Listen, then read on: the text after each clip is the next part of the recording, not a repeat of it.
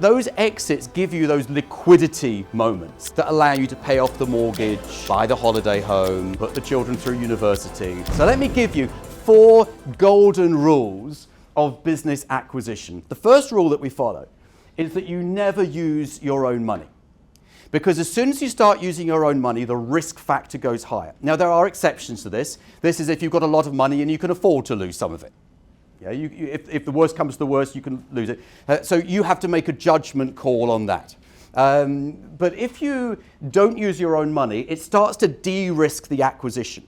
And I'm all for de-risking it because no one wants risk, right? And maybe one of the reasons why you haven't bought a business yet is because you're concerned about the risk. I don't blame you, but if you do it the way that we prescribe here at Dealmakers, then it reduces the risk. You never run the business yourself. Now, this is a personal thing. Now, you may see it differently.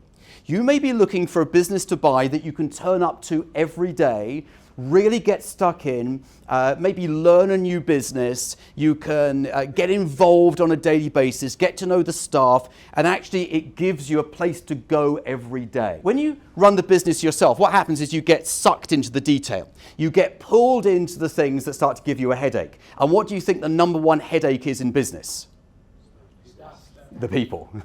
Yeah, staff, suppliers. Yeah, the people is the people aspects. And in fact, we were talking about this at lunch, weren't we? It's the people aspects that start to drain the energy out of you and keep you lying in bed at night. And if you've got enough staff, there'll always be a discrimination, there'll always be an accusation, there'll always be a bullying, there'll always be this, there'll always be something. And when you're thinking about those things, what can't you be thinking about?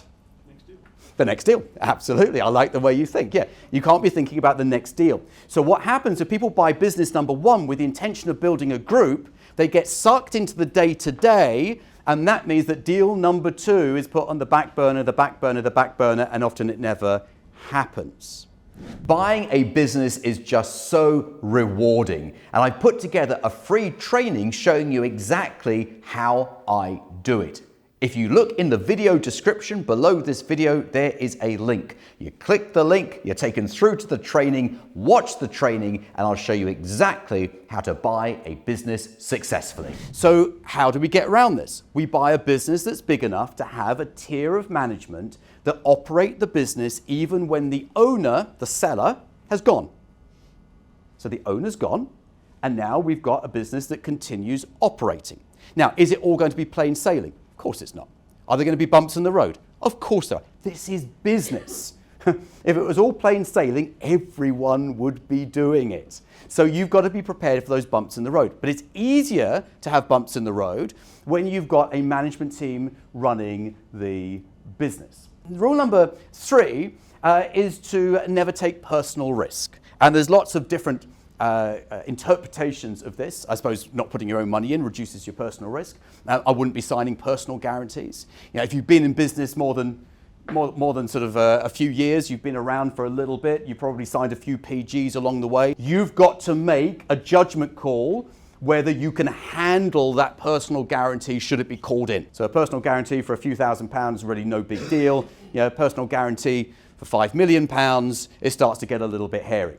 So I'm all about reducing your personal risk so you can buy a business with confidence knowing that the family home is safe. And I think that's very important. Would you not agree? That's a really, really important thing. When buying a business, you need a great lawyer on your team. So why not use mine? His name is John Andrews and his details are on the screen. And then number 4, plan your exit early.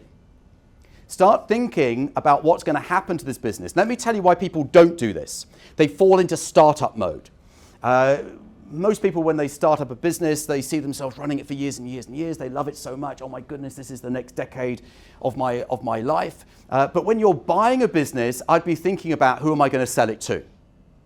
So for example, with that, the business that I bought from the private equity guys back in 2016, I sold it in 2017. Even before I bought it, I came up to Manchester to see a friend of mine who owns a digital marketing agency here.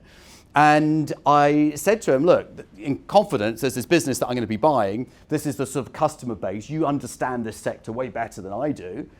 Who do you think would buy this business? And he gave me 2 names. And guess who bought it? One of the 2 names.